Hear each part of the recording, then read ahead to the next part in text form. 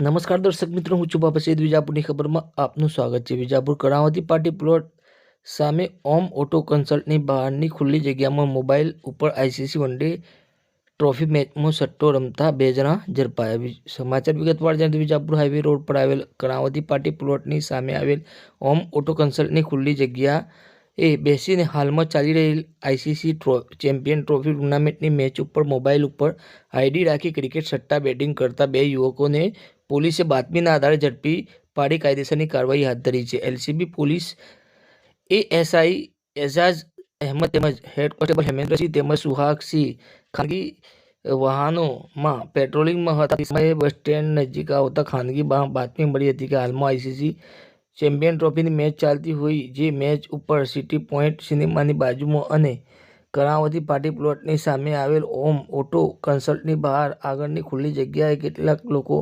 બેસીને પોતાના મોબાઈલમાં ક્રિકેટ સટ્ટાની એપ્લિકેશન પર પોતે અને પોતાના મળતિયાઓ મારફતે ક્રિકેટનું બેટિંગ સટ્ટાનું જુગાર રમી રહ્યા છે.